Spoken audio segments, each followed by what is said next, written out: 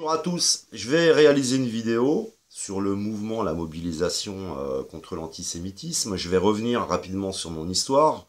Je répète que je ne suis pas en train de me plaindre. Sait-on jamais ce que cette vidéo peut devenir? Où est-ce qu'elle peut aller? Par qui elle peut être entendue? J'ai demandé à un élu, un maire, le maire de ma commune, un logement social.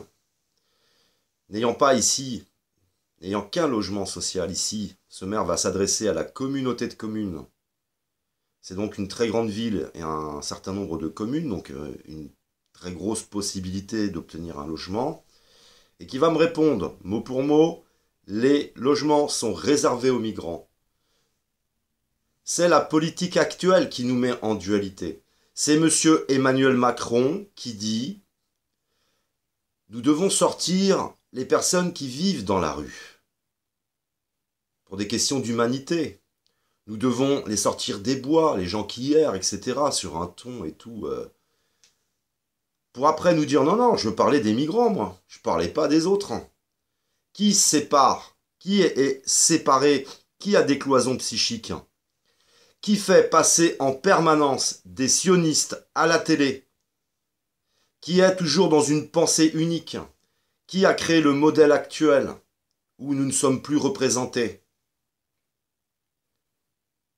Qui a le contrôle absolu? Qui nous empêche de conscientiser, de nous emmener les connaissances nécessaires pour avoir une organisation qui soit cohérente et éviter d'en arriver à des extrêmes plus tard, avec des problématiques d'écologie, d'environnement, des problématiques sociales, etc.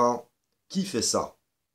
Qui nous met systématiquement avec de la dualité, comme par exemple utiliser la binarité qui est de l'ingénierie sociale, à chaque fois au second tour avec la peste et le choléra, qui entretient cette peste qu'on pourrait appeler Marine Le Pen, qui joue sur les ambiguïtés, sur les clashs et j'en passe, c'est-à-dire qu'à la fois font vivre ça, parce qu'ils en ont besoin systématiquement tous les 5 ans au second tour, et puis qu'ensuite elle la stigmatise. Et, vous voyez le cinéma dans lequel on est. C'est donc la politique qui met en place l'antisémitisme, qui exacerbe. Et c'est la politique après qui se mobilise pour le dénoncer. C'est de l'inversion accusatoire qui accuse par exemple en utilisant la forme le mouvement des Gilets jaunes pour en faire une espèce d'entité politique alors que c'est le peuple qui est dans la rue, que forcément dans le peuple il y a des jeunes, des moins jeunes, des impulsifs et d'autres. Et qui va prendre les images d'un intellectuel dont on en a ras-le-bol de cet intellectuel, de sa violence intellectuelle, et dire qu'on l'a insulté de juif alors que c'est pas vrai. On a parlé juste d'antisionisme. Comme si on ne pouvait pas avoir un avis sur la question, par exemple. Et en rappelant que de toute façon, nous les Français, nous faisons la même chose partout ailleurs que ce que, par exemple, les Israéliens font aux Palestiniens. C'est-à-dire qu'on raisonne un minimum. Mais je vous laisserai dans les commentaires mettre aussi vos avis. À qui est vraiment celui qui met en place l'antisémitisme quand j'apprends que je vais finir à la rue parce que des logements sont réservés à des migrants. Mais je ne vais pas devenir antisémite, non. Non, non, non, c'est vous les antisémites. C'est vous qui avez mis ici une préférence et qui va me mettre moi en dualité avec le migrant. Mais je ne serai pas en dualité avec le migrant, je serai en dualité avec la politique parce que c'est vous les responsables. Ça a toujours été vous.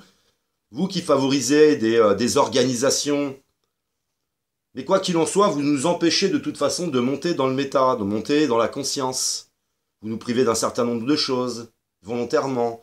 Et c'est en bas dans le binaire, dans la dualité, dans le jugement qu'il y a l'antisémitisme. Mais c'est vous aussi qui utilisez ces techniques pour nous empêcher de monter en conscience.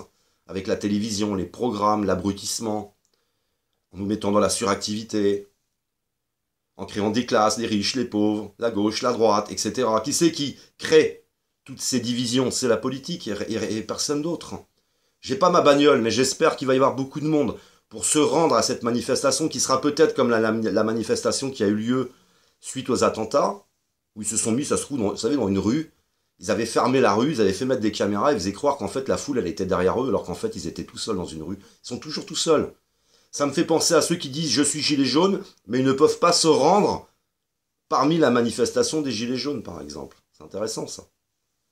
Voilà, je ne peux pas monter, et j'espère que ceux qui ont l'occasion de monter, qui sont sur Paris, vous irez là-bas les siffler, les rejeter, et violemment, parce que l'antisémitisme, c'est la politique qui le met en place. Merci de m'avoir écouté.